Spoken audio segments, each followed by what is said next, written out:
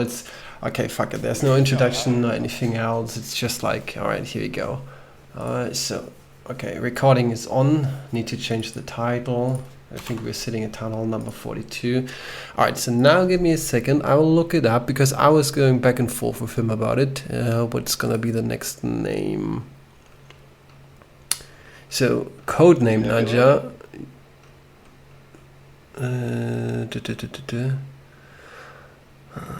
Where is it? Okay. So the next two possible names would be Zedba or Pietra. Oh, this is like sort of programmatically what they should be called. Yeah, because we do have this tradition of like he's naming the models. So I was asking him like, what's the next name, dude? Because things are happening now.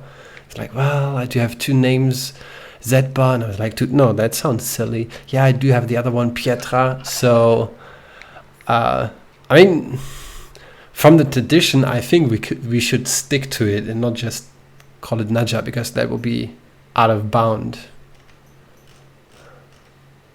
Well, I think in this case, it's too late. Because when I asked Nebula what the next one should be called, he said Naja.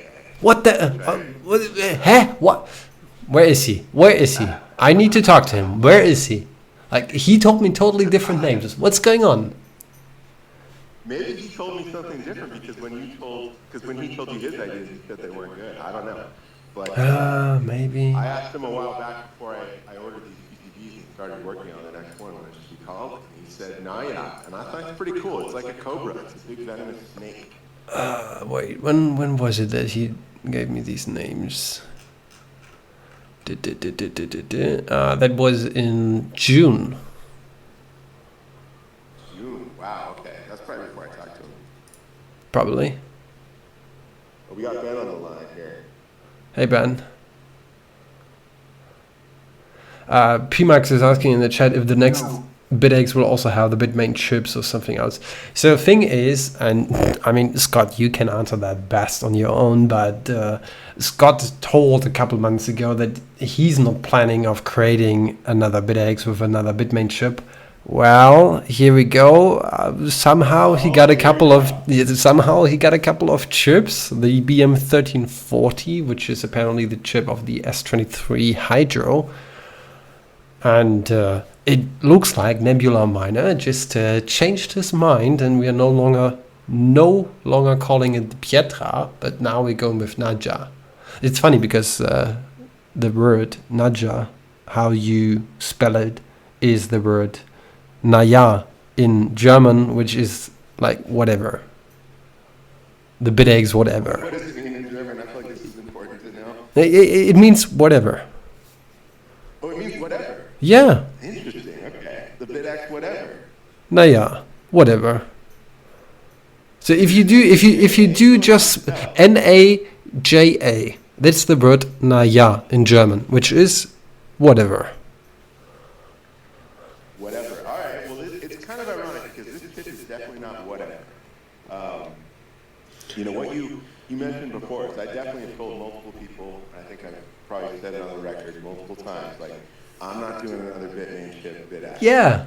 Because Bitaxe, Bitmain is they're just punks, right? And they're not really very cooperative. Well, they're not cooperative at all. But I thought it would be good to get off of Bitmain chips, and I'm definitely working on that. That's my focus. But DTV Electronics messaged me one day, and he was like, "Hey man, I got some of these chips. I'm pretty sure, not 100%, but pretty sure that they're from the S23 Hydro." And I was like, I told him I had the receipts here. I told him I was like, you know what? I'm not doing any more Bitmain chips.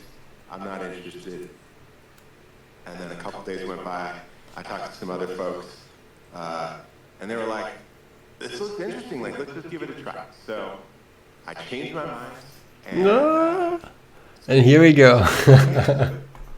I changed my mind. I started looking into it, and the more I looked into it, this chip is it's bigger.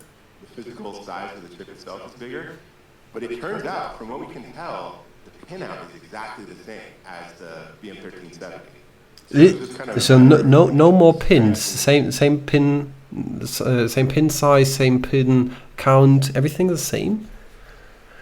It seems like it. It seems like it. Now this is like, you know what got me is I got totally nerdy tonight on these like treasure hunts, because it was like, all right, we have the chip, but we have nothing else.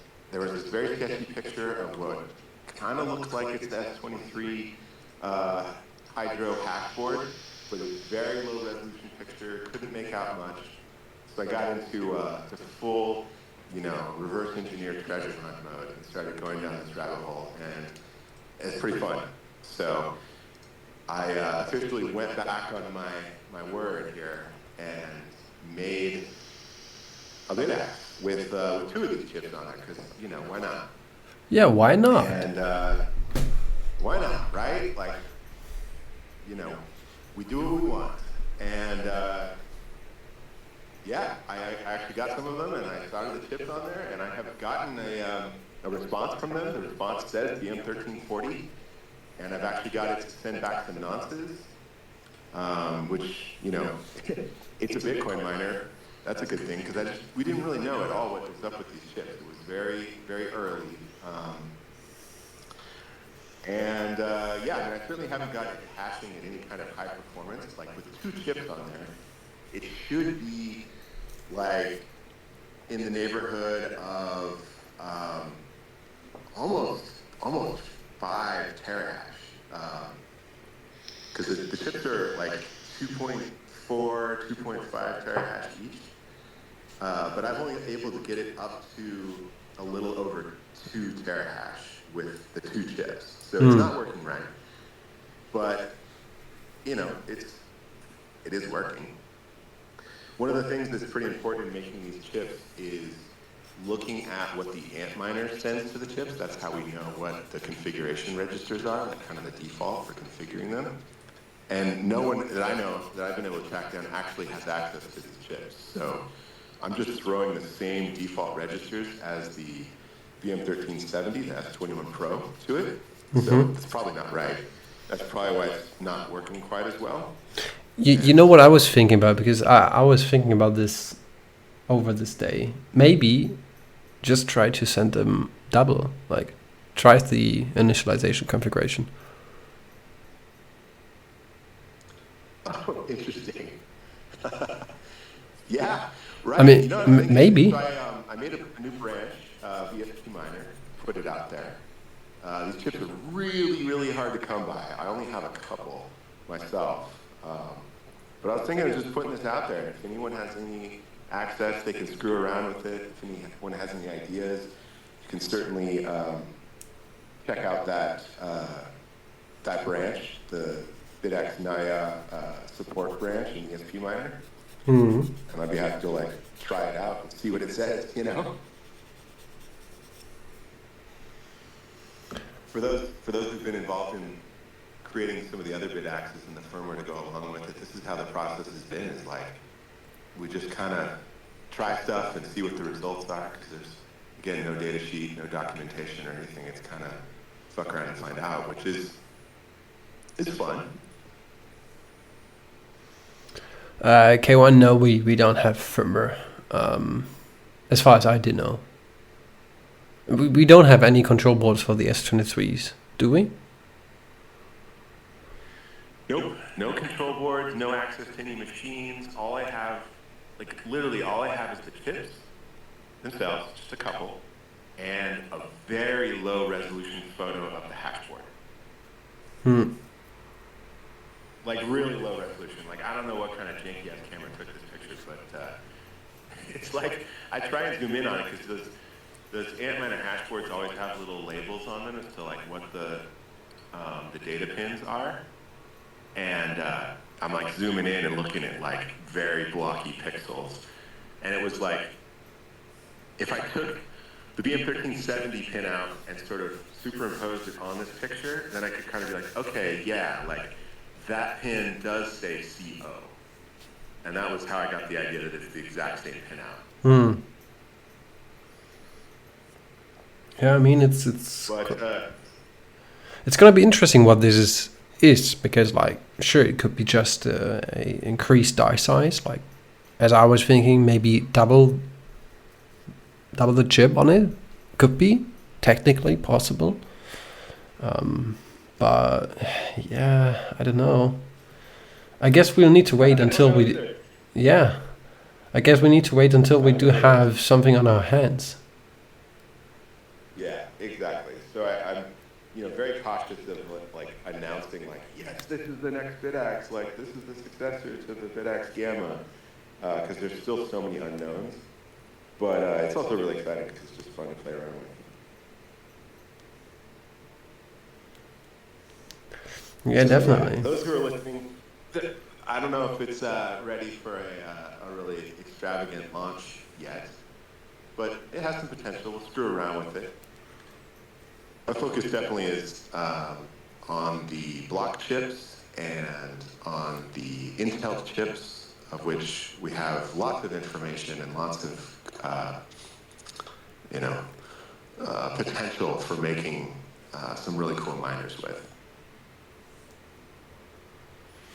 One thing that we really need to play a little bit more around with is like with level shifters and so. Because we never, I mean, we did it once with the hacks, but it was not really like that successful and it did not please us to our liking, I'd say. So we should, should definitely make a better version of the hacks, maybe something even bigger, I don't know, let's see.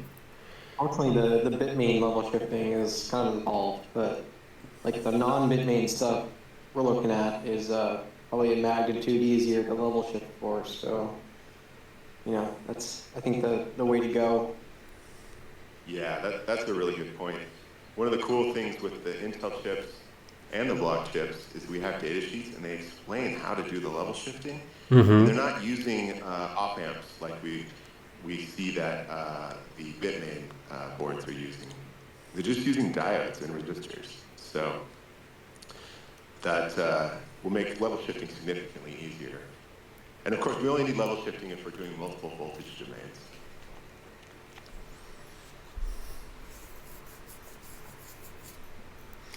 I mean, yeah. We can't just keep throwing more phases at these things. It's expensive, hard to engineer for. Definitely. Yeah. I mean, one thing that I was always like wanting to do. Sorry for interrupting here, but one thing that I'm always like thinking about is like we should do a miner which is like plain 12 volts. We don't need any buck converter or anything else because we have set it up with one domain or multiple domains, which is running on 12 volts. So 10 chips in series, for example. It's in the works. I know.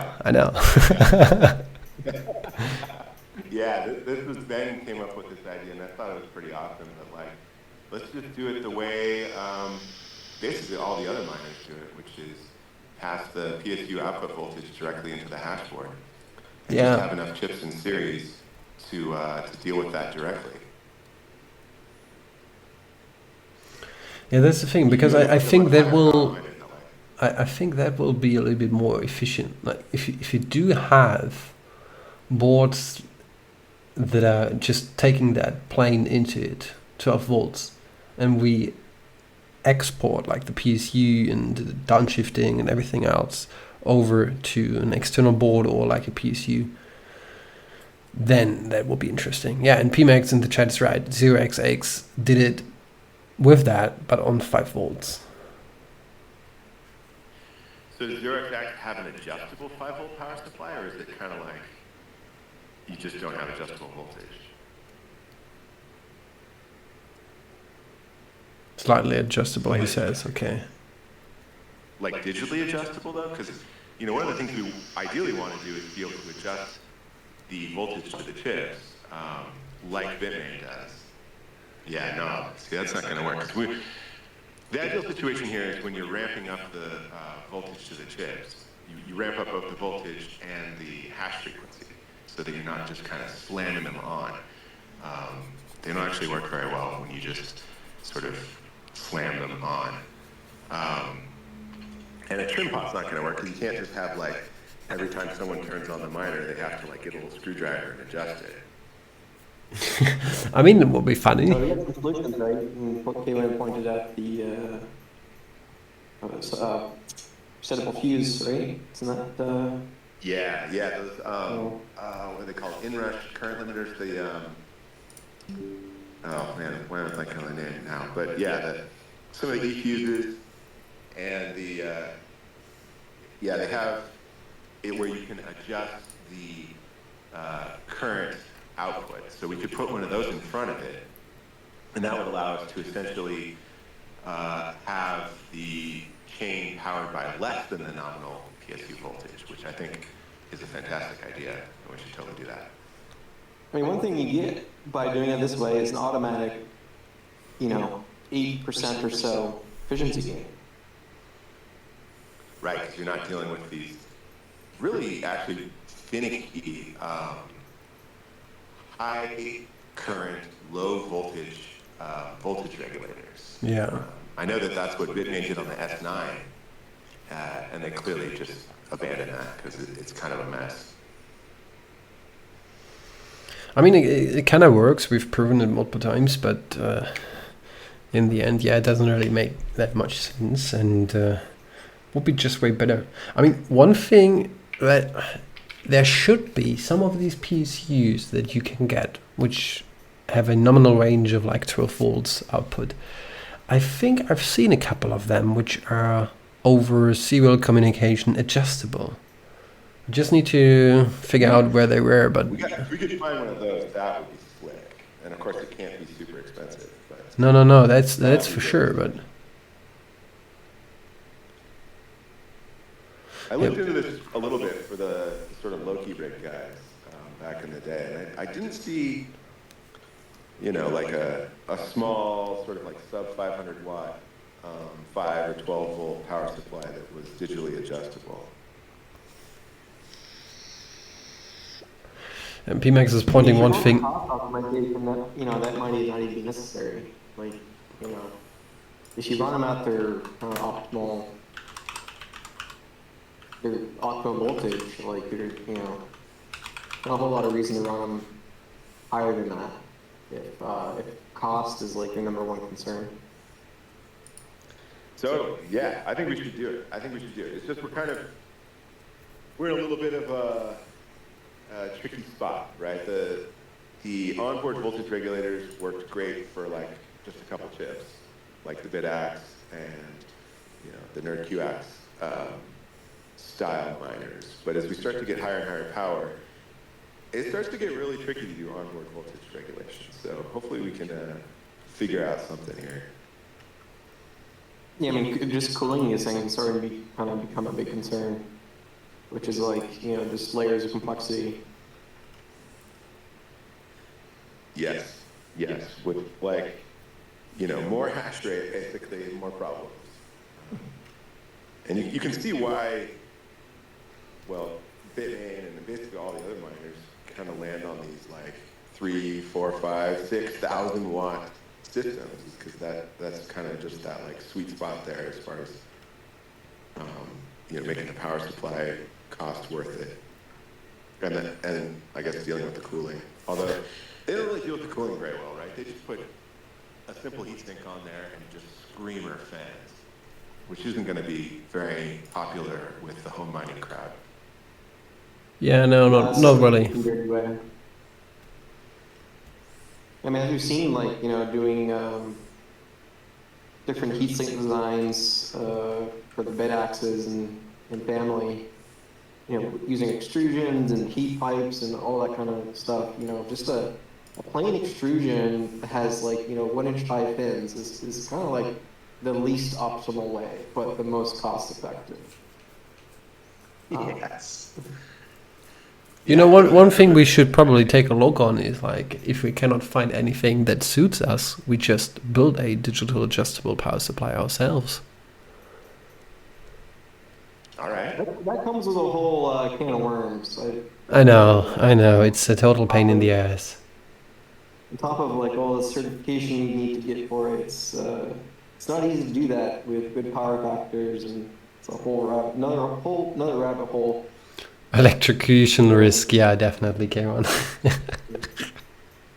I mean, I think that customers in the home mining market probably aren't super worried about power factors, right? Because they're not going to have some sort of surcharge if their power factor is bad.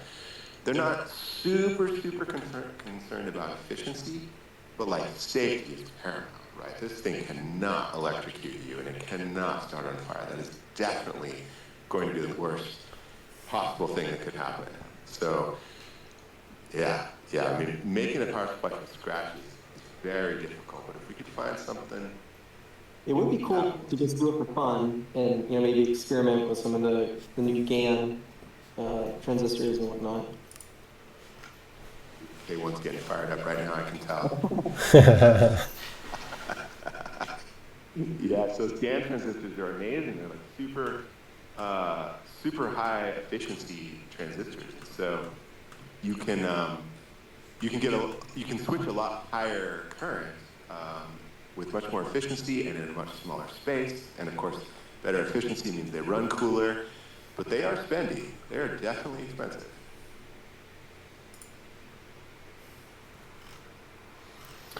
Yeah, I mean, that's the thing. I was just looking up for some of these digitally adjustable power supplies. I was now finding like one at 3,000 watts. But the PSU was costing like 1.5K, so a little bit pricey. The challenge with the PSUs as well is not only passing the safety test, but also the electrical emissions. I've been researching emissions stuff, and one of the people I was listening to was saying that pretty much any Chinese power supply you can buy on Amazon actually does not pass FCC emissions. Probably not, yeah. Despite the FCC logo on it. Yeah. He said if you actually test them, the majority, like 90% of anything you can buy on Amazon will not pass. Yeah, but that's the thing with China. They know that nobody is coming for them, so that's why they're doing it. And of course, it's not like enforced at all on Amazon for any of the markets that they sell in. Whether it's right. I mean, that's the thing. Rules are the only rules that they're enforced. Yeah. Yes, that's for sure. Yeah.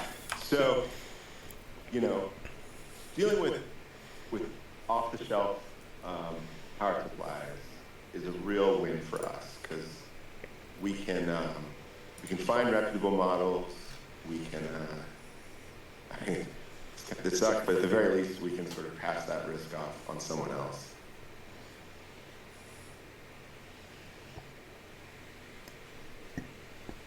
I mean, it would be cool though. Design a 600-watt LCC converter for a PC power supply. All right, well, we got the link right there. Good. We all now watch this video, and then we all gonna create our own PSU. There we go. It's that easy. Just watch YouTube. It would be cool. The other thing I've noticed, like all power supplies and stuff you get off Amazon or overseas, they're also really like through-hole heavy with all their components, because often large and whatnot.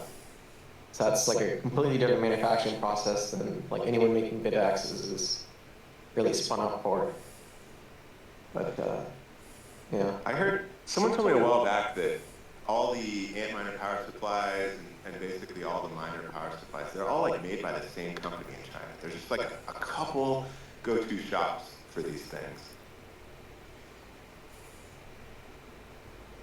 I don't know if we. I mean, there's nothing like special about them. Like the entire like server industry runs on similar power supplies. The only thing is that these server power supplies are not really that adjustable. So, I mean, it's kind of a niche that we are in here. Like with server power supplies, you don't need to have them in a digitally adjustable manner, but with ASICs, you want it for a little bit, not that much. I mean, even dropping the voltage domain down to like 11 volts would be nice, because then you can do a little bit more of a softer start to the ASIC. Yeah, that's the key, is that softer think if we made a miner that was significantly cheaper, but it didn't have any real overclocking abilities, I still think that would be a win.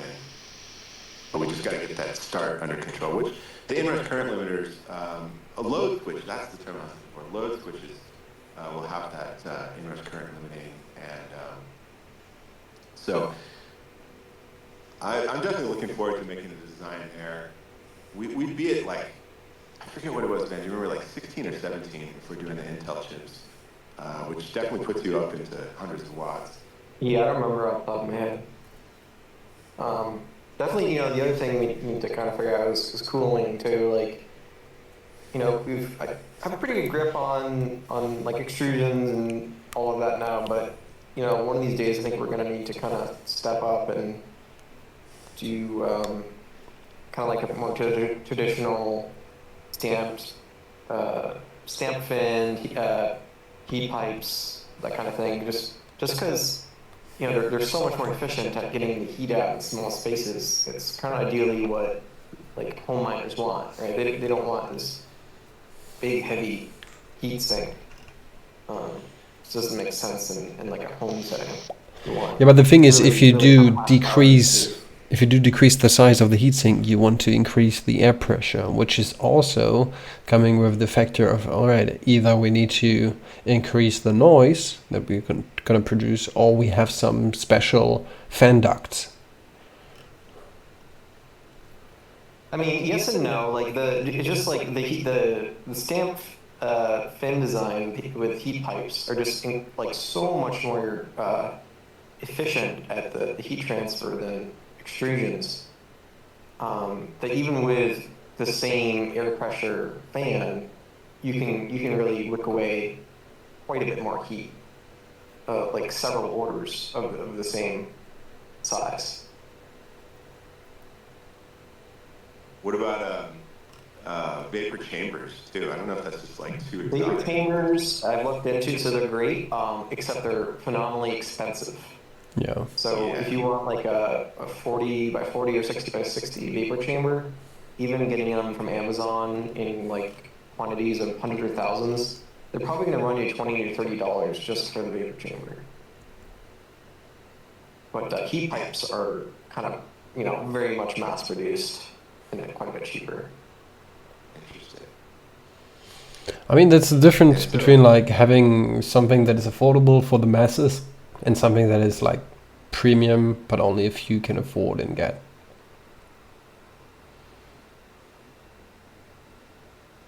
Yeah, we're kind of like this middle ground state where we're using like CPU coolers, which are affordable, but they're also not like ideal for our applications. Like you can only fit so many chips under a CPU cooler. Yeah, I mean, we do see it, for example, with the Node QX, even the plus. It is doing a good job cooling these 4 chips. Obviously, these coolers that are going to be used there, they are massive. So technically speaking, you could add more, but realistically, you can't really do that much more because you don't have the surface to do so.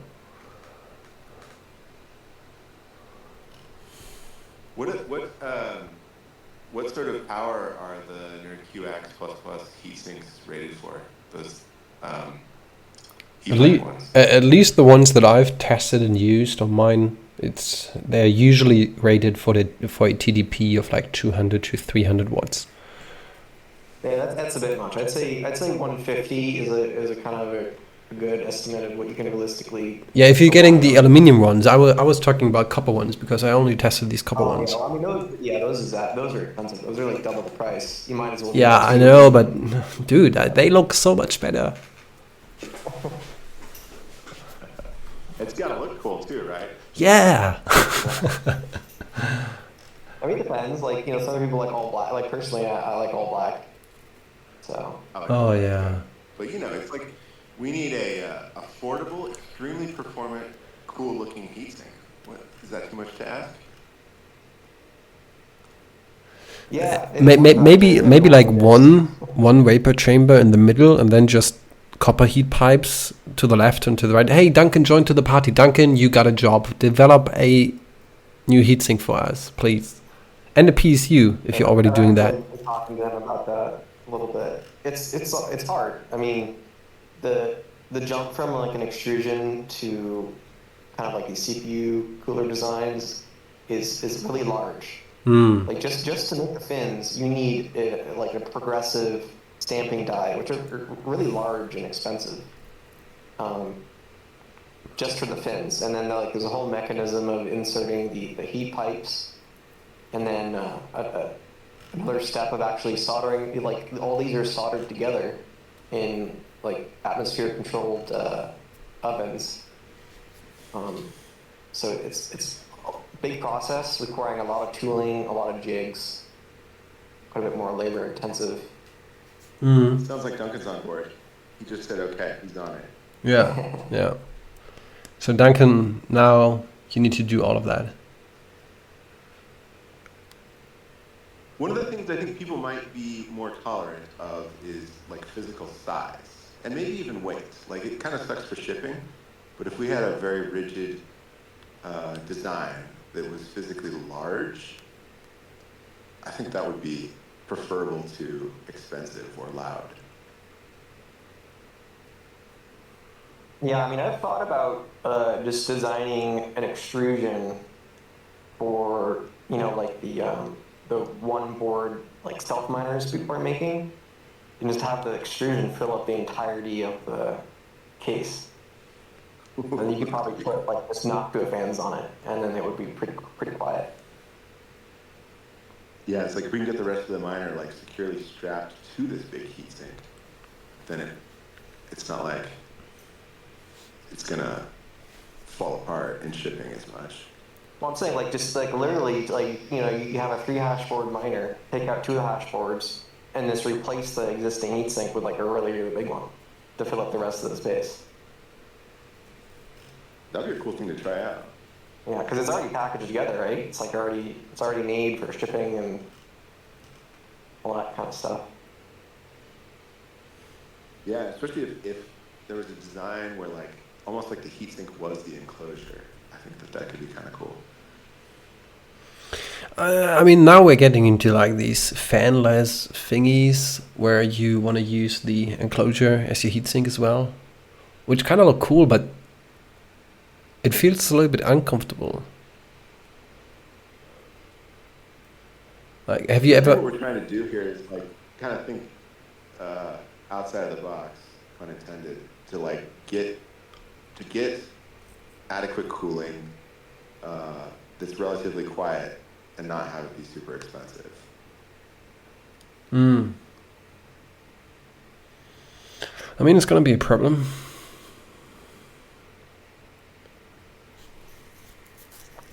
Yeah. Yeah, it's like one seems you really need to have a relationship with like a factory that can do it. Which is unfortunate because pretty much no one in the US does it. And then pretty much everyone I've inquired on Alibaba, they're just full of shit.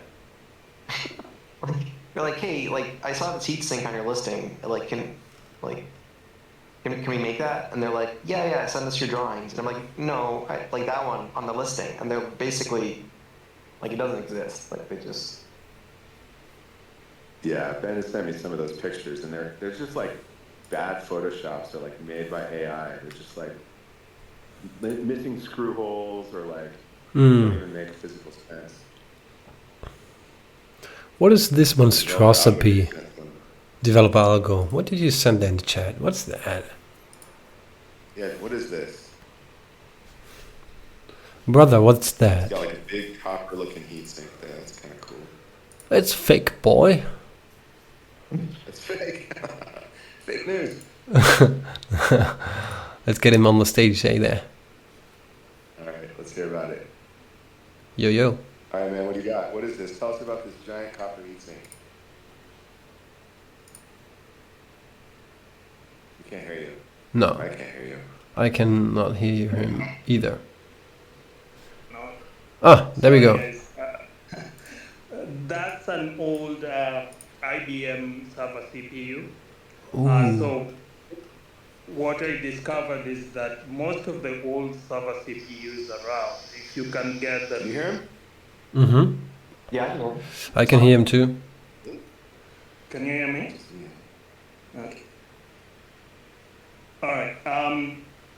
So what I found out, I just went around locally around here checking a few shops that sell these old server heat sinks, and I collected a couple of sample of copper CP heat sinks that were around, and I found out that actually you can repurpose them to use on most of the miners that we do produce. In a sense, much cheaper because people are trying to get rid of them. And if you can get them, great. Yeah, but that's the thing. What kind of server CPU is this of? This one was, I think, I might have to get back to you on that on the particular server because it's an IBM. I have a couple, several of them. I have a similar one that is from an IBM. This is, I think, let me see. Yeah, I found something funny. Look at that.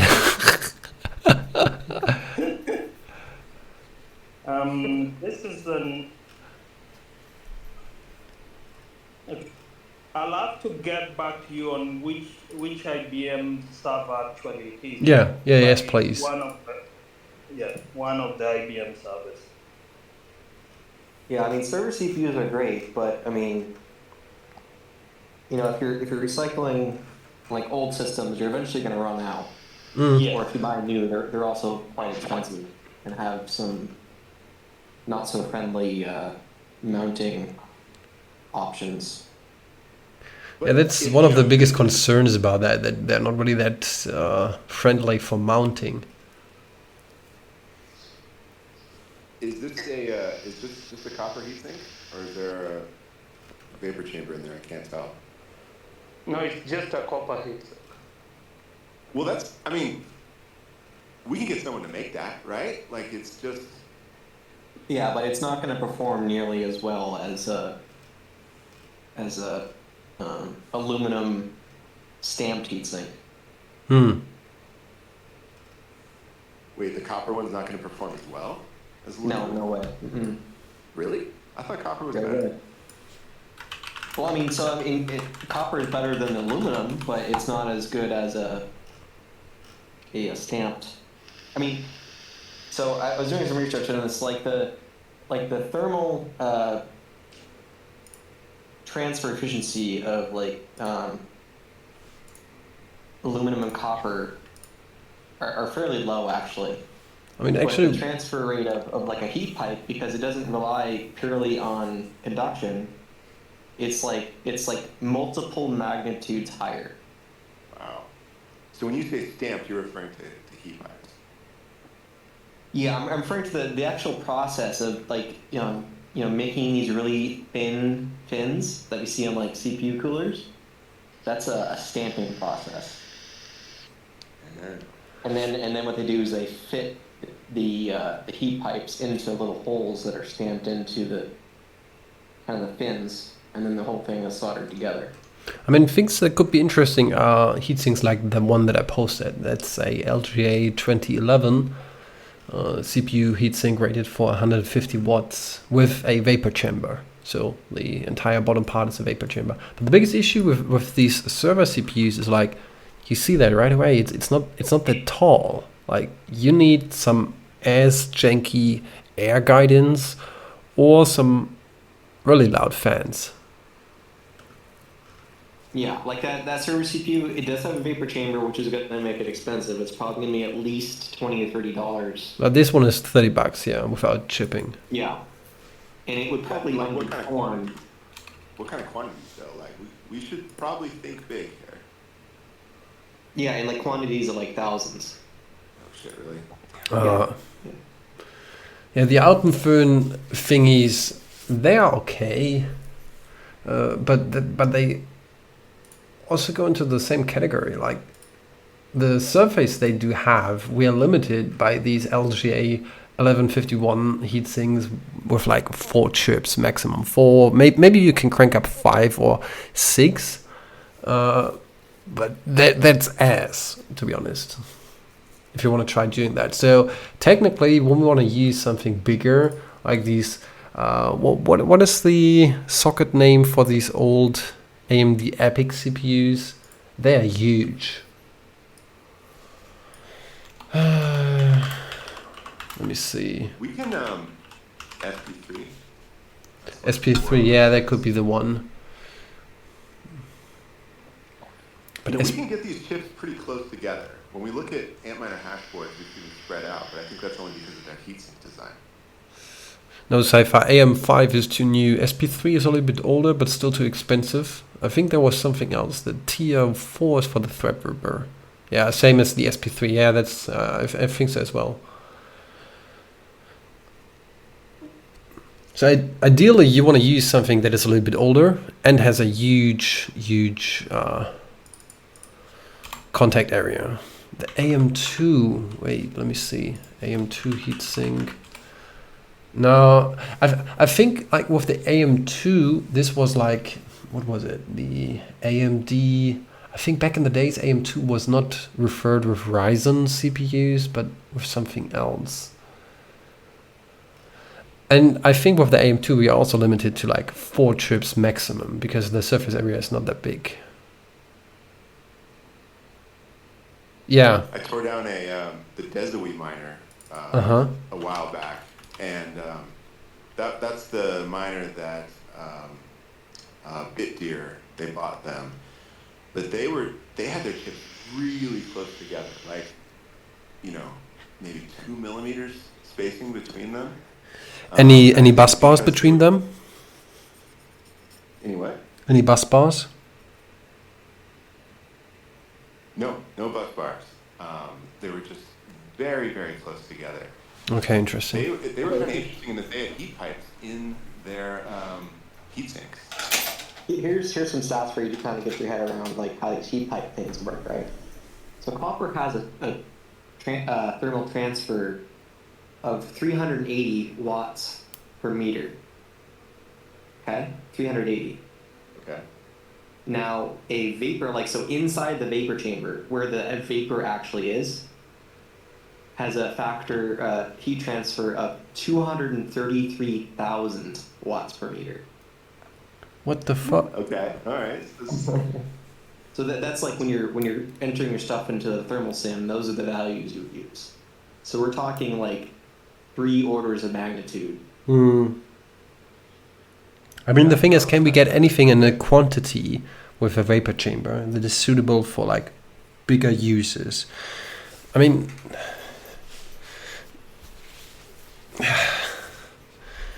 are there like off-the-shelf vapor chambers that can be fused to heat sinks?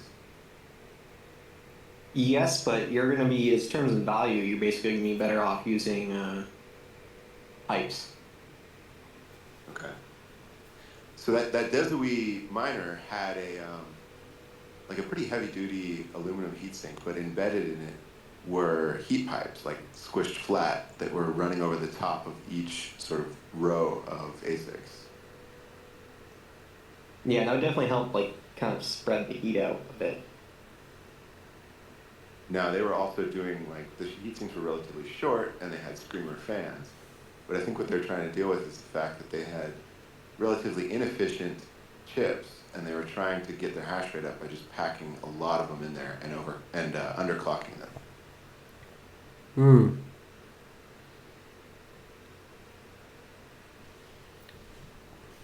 One of the problems I think with the heat pipes too is that it seems like it's tough to get them flat, right? So if you're intending on your mating surface to actually be a heat pipe, isn't it tough to get them flat so you have real good,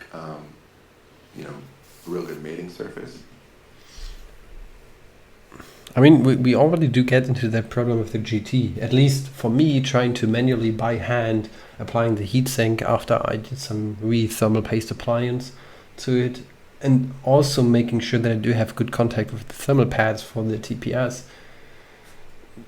They are both of my chips are on different temperatures of a difference of like 5 Celsius, which is kind of weird. And initially I was asking like, Ben, what kind of shit you sent me over, because it was overheating constantly. And then I figured out, well, I need a lot of tension to actually make sure the surface is flat enough.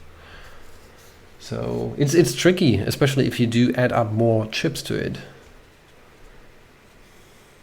I think this is why a lot of the industrial miners use that. What do we call it? It's like a putty, right? It's like a thermal paste, but it's thicker, so you can kind of build it up to account for any variations in that mating plane. This blue goop.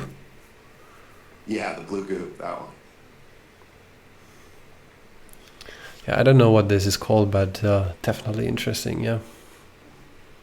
The BM1340s that I got, which were removed from a hash board, they had a bunch of that blue goop still on there, and it's like, I mean, it was dried out by the time I got it, but it's like almost crispy.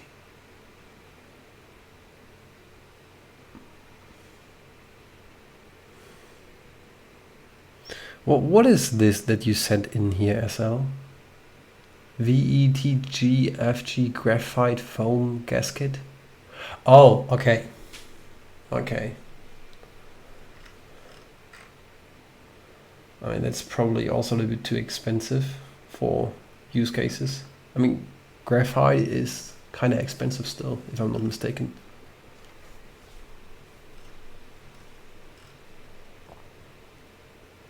Yeah, I think it's very expensive, and it's also pretty hard to work with. That's got to be why these guys are going to this blue putty kind of stuff. Those Deswe miners had like 300 chips on a hash board. Can you imagine like getting all of those down in a relatively flat plane?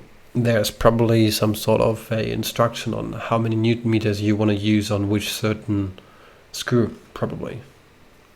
And how exactly you need to screw them in. Yes, definitely. That starts to become really, really important, right? Especially if you're getting those spring screws and getting the mating force just right on those.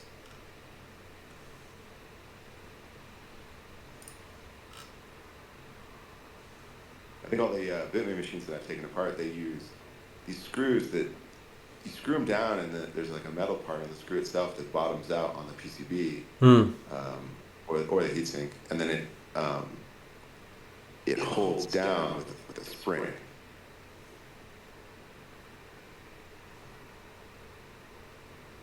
And someone at some point actually gave me torque measurements for putting in the screws. So that's not too hard to do if you have a screwdriver with a torque control on it. If you do have one, yeah. I do have a torque measurement tool. It's called My Hand. There are tools you can get that are not that expensive. Yeah, probably. Presumably do a little better than your hand. Magnitude's better. But I mean, so far it's working, so yeah. Yeah, that's right. That's right. We can also get into this analysis paralysis situation. So I think the kind of fucking around and finding out is pretty valuable here. Like we can build stuff up for build up prototypes for relatively low cost and try these different things. That's what PMAX has done with these CPU coolers, right? And it works. So I think we can keep trying things. We keep looking for industry things that we can repurpose to use for this application, and then also trying to find manufacturers who are the real deal and can build things, and then maybe give us a good quantity price. Yeah, but I think first things first is we need to figure out what kind of surface we want to actually cool down and what kind of TDP do we need. Like if you have like 10 of the Beam 1370s, we're gonna need at least like something with a TDP of 200 to 250 watts minimum.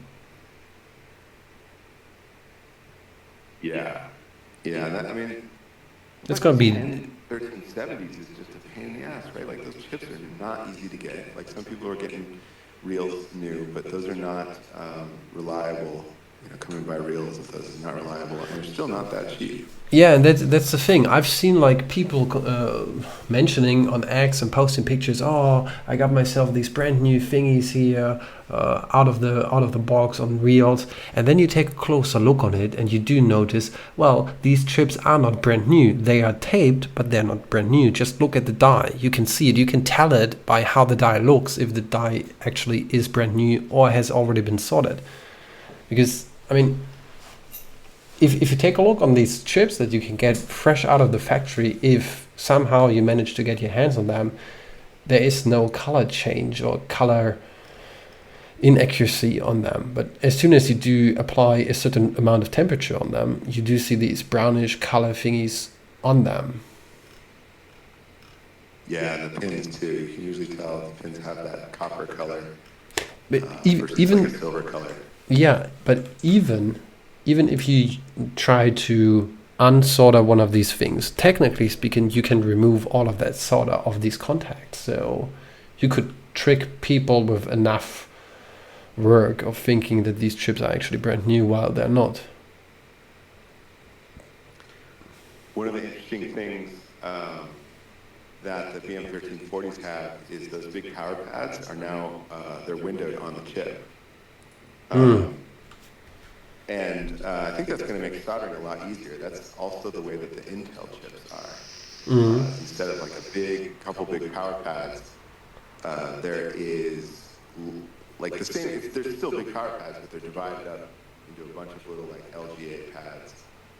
I think that'll be really helpful going forward. I can't confirm it yet, but it looks like I got them on this Bitaxe Naya, I think, anyways, I got it, I think I got it started correctly on the first try, and they're used chips, so that's cool. Certainly didn't have that much luck on the BM1362s that I got used. Yeah. I mean, what's the current progress on your SHA-256 hash board? Because there you do use the BM1362s, right? Oh, the 256 Foundation boards? Yeah. Yeah, I mean, it's working. We're doing some refinements to the voltage regulator. Again, that's always a tricky part when you're trying to do low voltage, high current. But one of the problems is I just sort of naively assumed for that project that we could have a wide input voltage range of 12 to 24 volts. But yeah, then reality struck, and it turns out that there are not many voltage regulators that can handle 24 volts in. So we're going to kind of walk that back a little bit on that project and switch to a voltage range of like 12 to maybe 18 volts. Well, 12 to 15 should be usual, right? Yeah. We're going to do like whatever sort of the widest range there is on a more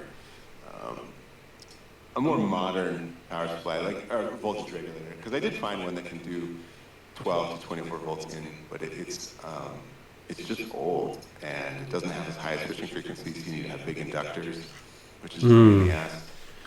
But the Ember One, the 00 version, which has the BM1362 chips, that'll stay the way it is, and that's working.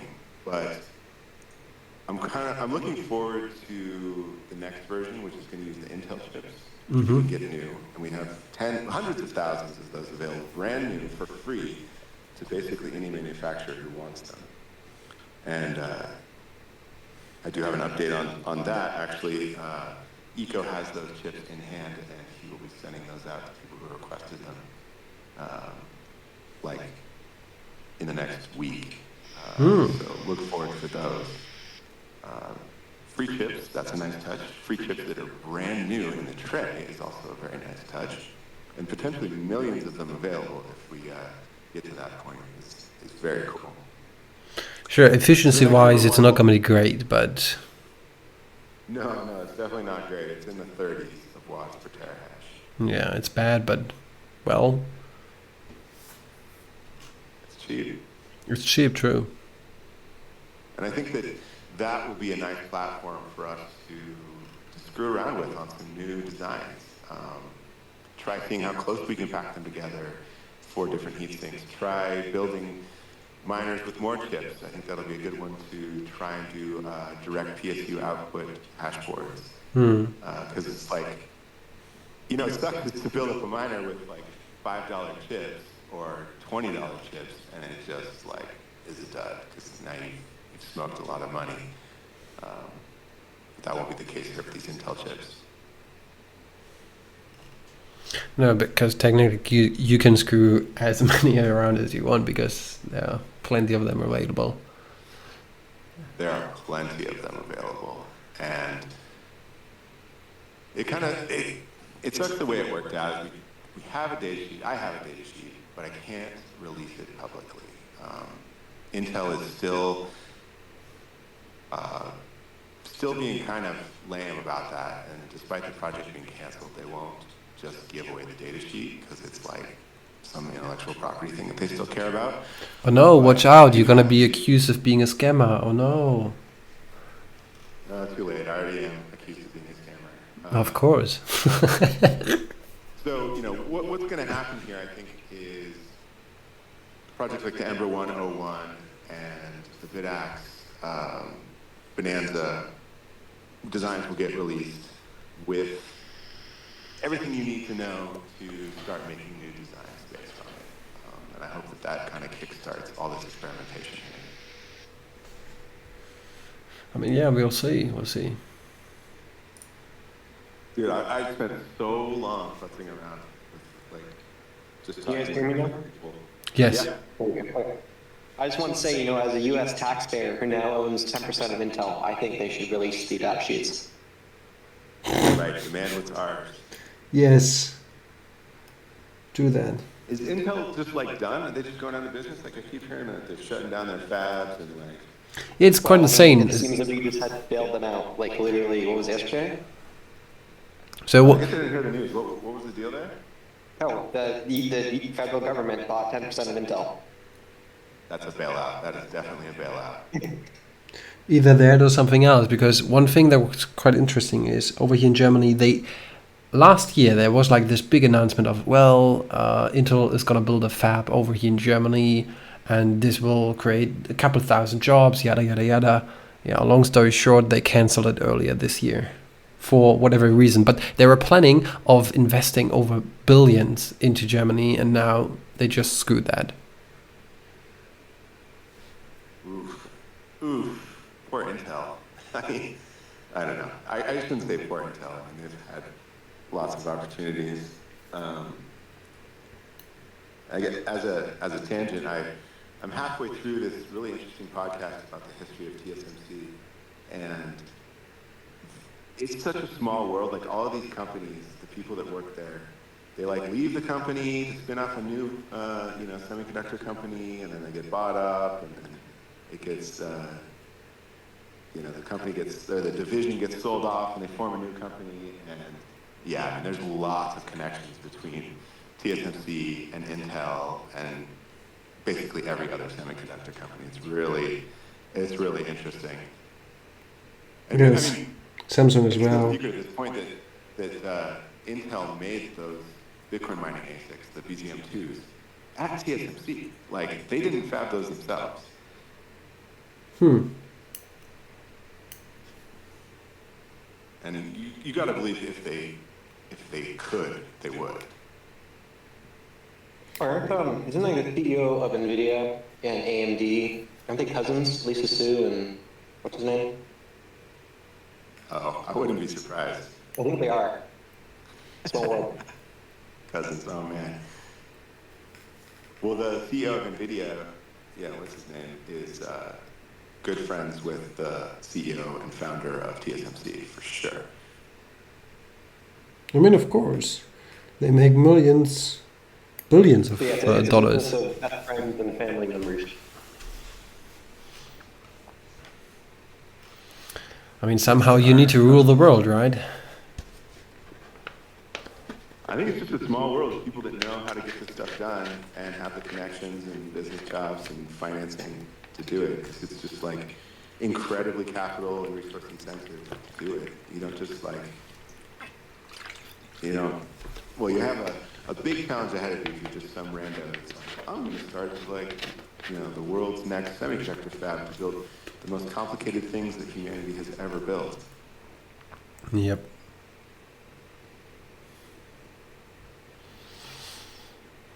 But do not be discouraged, friends. We'll sort this out.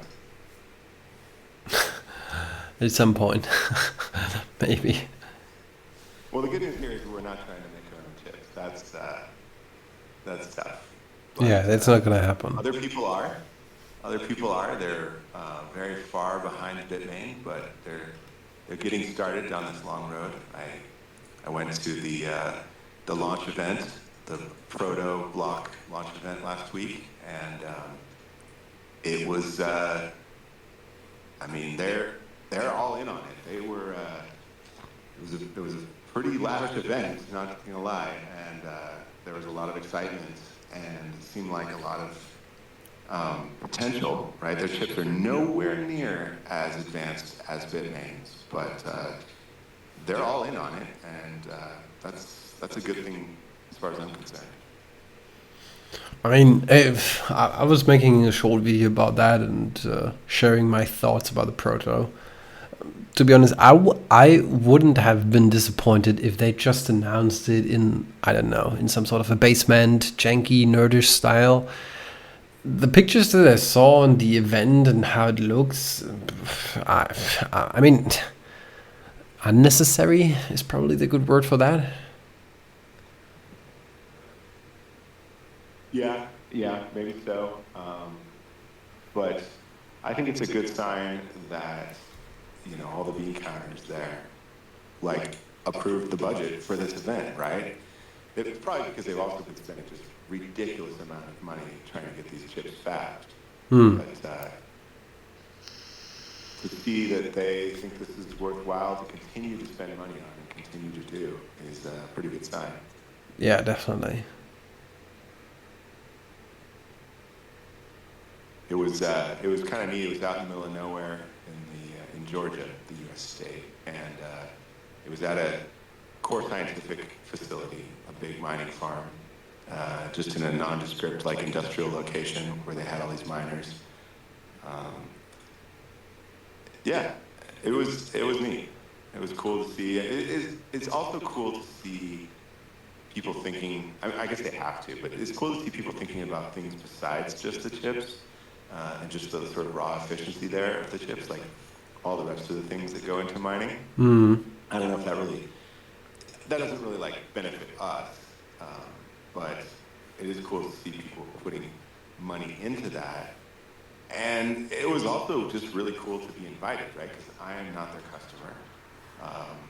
OSMU is not their customer, right? We're not yet. We're not going to buy any significant number of chips from them.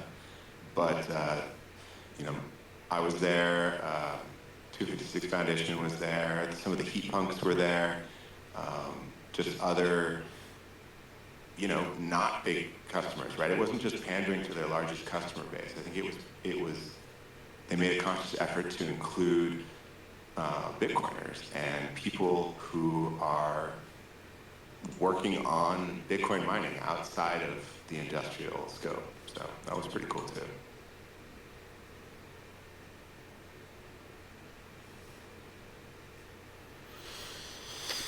I haven't been invited to any Bitmain events, for the record. Why not? I don't know. They never called me up. I talked to a Bitmain guy at like a conference once, and I was asking him if they ever thought about making some home miners, and he just didn't say anything and just handed me a hat.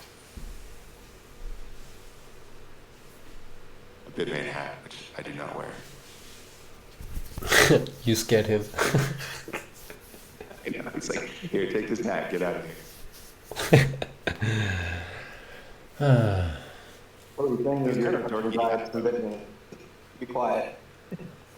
What's that? So what you're saying is you've accepted a bribe from Bitmain to remain quiet. Yeah, that's what I've been doing. I've been real quiet about Bitmain.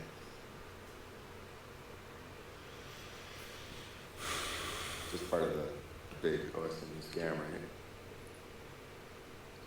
It's too bad it wasn't gold encrusted like Trump's merch he got from Apple.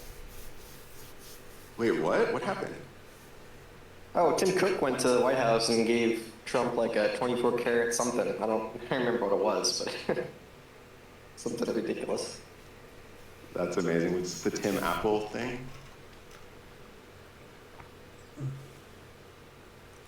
Well, somehow you need to keep your fanboys fancying about your company. Yeah, we certainly do. I guess when you're that big of a company, like there's clearly things that that are important, like keeping the government somewhat off your case. Anyway, we're already sitting over 1 hour with this. Do we have any sort of questions from the audience? I didn't point it out today, but usually these town halls are for everybody who wants to ask questions or does have anything else that they want to share. And for everybody who's listening to this later on, make sure to check out osmu.wiki or also osmu.xyz.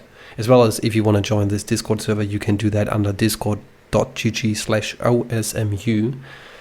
Apart from that, I'm not really sure. Do we have any questions? Most of the people that I do see in the audience are well-known people in here, so I'm really pleased to see you guys again here.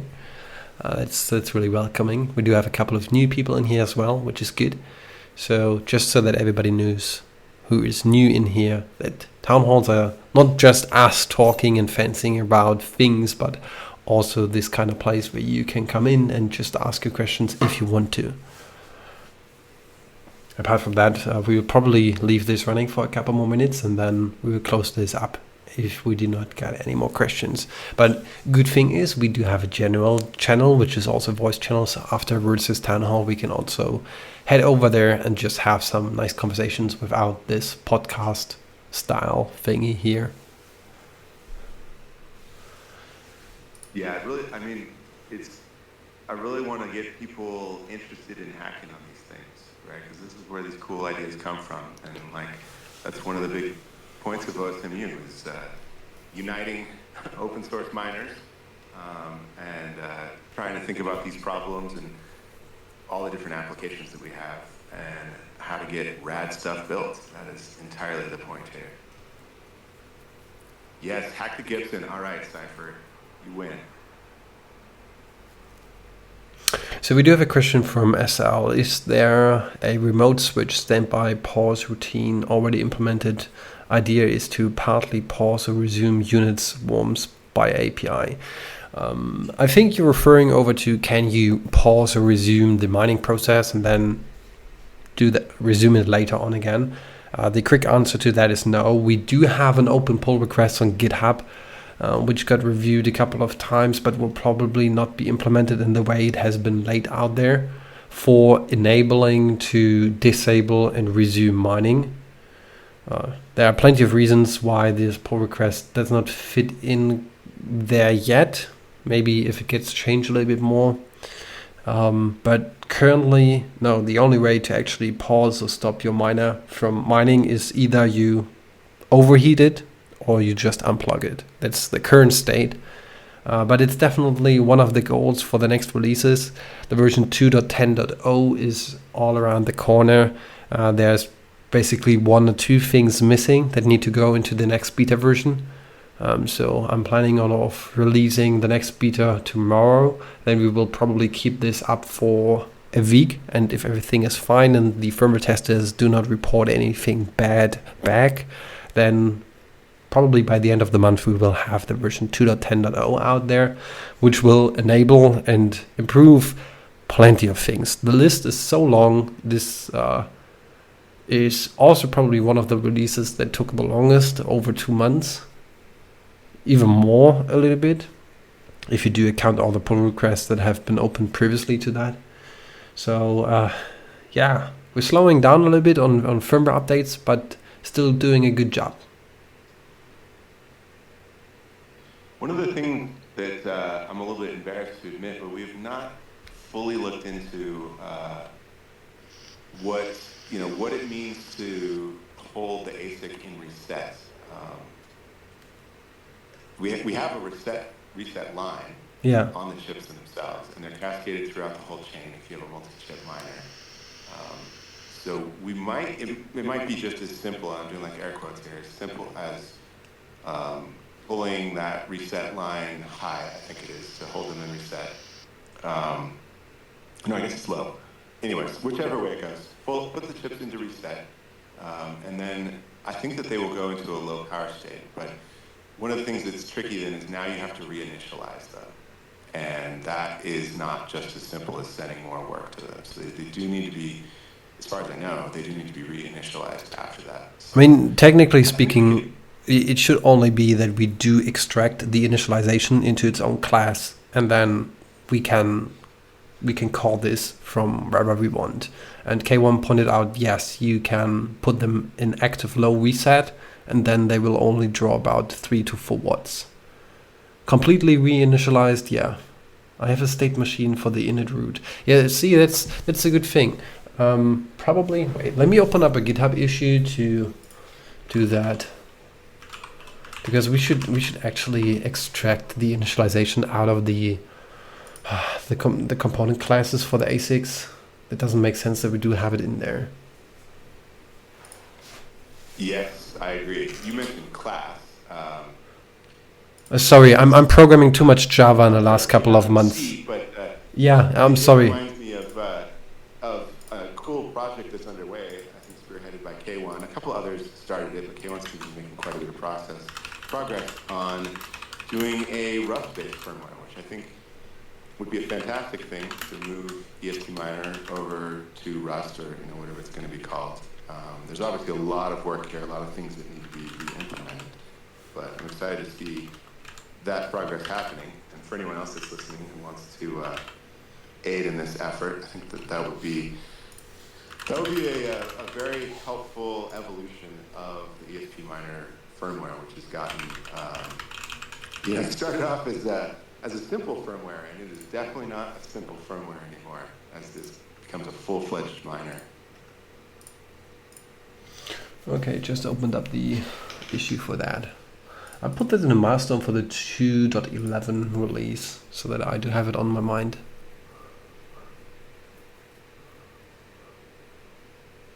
Just vibe code with AI. Well, I mean, I guess there are plenty of things vibe coded in ESP miner, but now that we are following this track of like, all right, we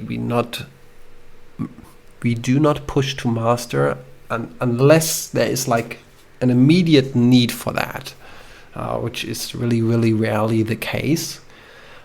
We are not doing anything without a review from other maintainers. I mean, there are some Bitcoin related repositories where people just straight up push to master and do not review their code, and they do not allow other maintainers to review code. Well, just saying. But apart from that, we tried to get you into a real knot. Sorry, there was something in my throat. Yeah. So one of the problems I think with ESP miner right now is it's not well modularized, and so we're getting there. To vibe code, because everything is so tied together. So you can't just tell Claude like, "Yo, make me a miner firmware." It's never going to be able to do that. But what it is really good at is making components. Like you have this very well specified component that you want to make, and so it can do that. So as we move towards more modularity in the code, then I think the sort of ability to vibe code it gets better, and I think that'll help us move forward a lot more. I mean, one thing that it is really good for is like debugging and shit. I use Claude for plenty of debugging on certain things, but well, yeah, as you said, just telling it, well, do that, and out of a sudden there's a new firmware. Nah, that's not gonna happen. Yeah, that's not gonna But it's really good for debugging. Just saying though. I did notice that Claude seems to have a pretty good handle on ESP IDF build toolchain and the tooling surrounding it. I actually got step-by-step debugging working thanks to Claude. That was kind of fun.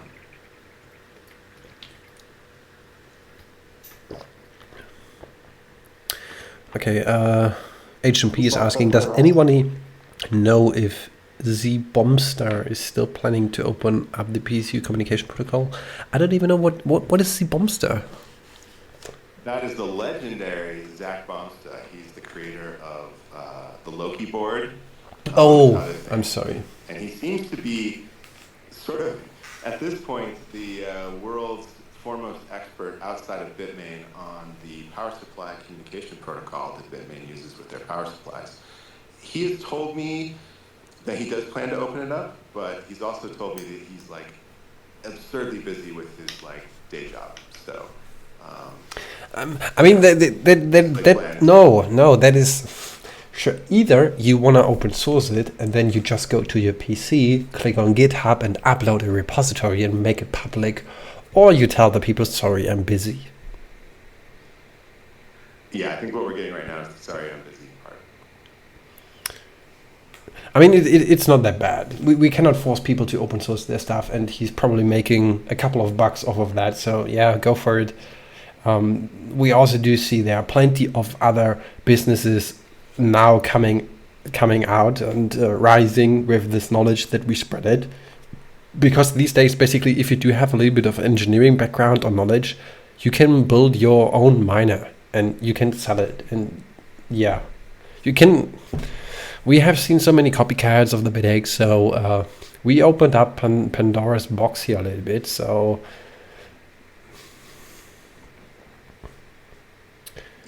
yeah. I don't know. I think a little bit might be an understatement. It seems to be quite a big thing.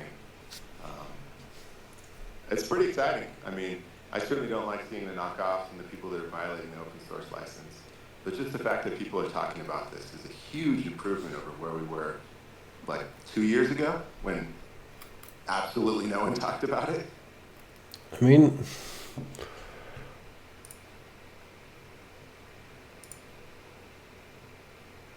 I'm not going to give them a pass. Like, no. ripping off our stuff and closed sourcing it is like, it is a scam. You are taking away your users' freedom. I'm not saying that Bomsta is in any way taking away. He's not a ripoff. Like, he did his own work. I know that for sure. But there's people that are taking the Bitaxe. I say this all the time. They're just removing their users' freedom, and that's bullshit. Like, we can't have that. This is Bitcoin.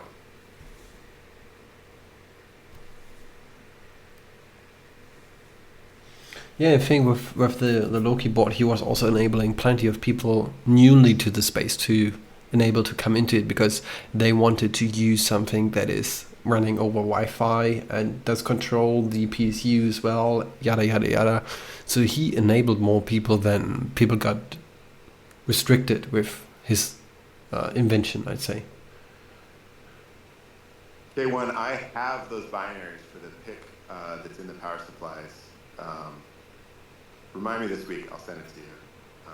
I mean, I'll just post it on osmu. It's cool. Let's decompile it. Engineer that. I know from my conversations with Zach Bomsta, I know quite a bit about it. It's a really primitive protocol. It's not PM bus. It is I2C, but it's at like 400 hertz. Not even, I2C normally runs at 400 kilohertz or 100 kilohertz, but it's just like this incredibly slow clocked I2C thing, and it's very primitive in how it works. I think there's like a heartbeat and like a measure voltage command and an adjust voltage command, but yeah, it's really bad. I don't know why they're doing that. Like, they have a PIC 16F in there, which is it's a small, cheap microcontroller, but I don't know why they do that. It definitely seems like there's some room for improvement here. But they probably stick to never change a running system. Yeah, right. Like, they probably made it way back in the day when that was all they could pull off, and then it's just grandfathered in. You're probably right about that. So what we need to do is make it's. I heard it's a 16F, which if you've ever gotten into PICs, the F means that it actually has flash memory in it. So we could potentially be loading our own firmware on there. But again, we're dealing with high voltage power supply, so you really don't want to mess it up.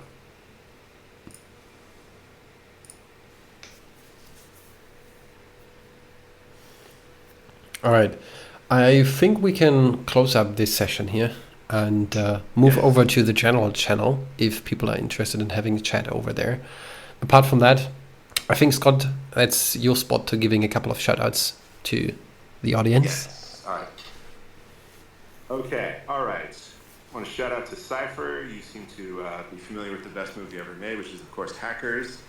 Leroy Jenkins, dude, legend. I hope you're still hacking on this solar stuff. I know K1 has been doing that too. So this is going to be an amazing project. Let's see, who else we got there? Tommy G from IX Tech, shout out to you. I like the heat sinks you guys are making. It's cool to see people bringing different ideas to this, to the Bitaxe and the NerdQX stuff and running with it. So that's cool. Of course, the miners that you make are also beautiful. So shout out to you. Speaking of NerdQX, PMax, what's up, dude? You're always doing cool stuff. Good to see you here. Yeah, like I said earlier, I loaded up a NerdQX that Ben sent me, and it's a thing of beauty, man. I really like it. We got Hexfox, dude. I appreciate you putting how to pronounce your name into there, because that's a pretty legit name. You can be able to pronounce it properly. We got SL Engineering. I feel like you just showed up the other day, but we're happy to have you here. And you know, there's a lot of channels on osmu Discord, so you kind of just got to poke around. We frequently veer off topic, but yeah, dig in, and we're happy to have you. And definitely any contributions or ideas that you have would be fantastic. K1, dude, you're killing it. We are always happy to have you here, and your insights are fantastic. So yeah, keep hacking on that stuff, man. And then Duncan, dude, love to see you here. You're an incredibly valuable resource and contributor to this community, and love everything that you do. So good to see you, man. And I guess that's it. Thank you all for joining us very much. Oh, sorry, Ben was up top. I didn't see him in the list. Ben, dude, absolute legend. This guy is working incredibly hard behind the scenes. You might not see it all because he's working so damn hard, but essential to everything that happens here. So shout out to you. Of course, Want Clue. I can't thank you enough. Like, seeing all the work that you put in, especially on managing the ESP Miner project and reviewing all the tons of pull requests we have. Like, it's so essential towards getting new people involved in this project. It's like see their PRs and their comments and stuff reviewed and eventually get merged or kick back to them and say, you need to do a better job. But all that, hugely important. Of course, running these town halls is fantastic. I love doing this with you guys. Thank you so much. All right, with that, I thank everybody who's being in the audience and all of you being here with me on the stage. With that, we will close up this session, and maybe some of you will join us in the general voice channel. Till then, keep hashing. See you in 2 weeks. Later.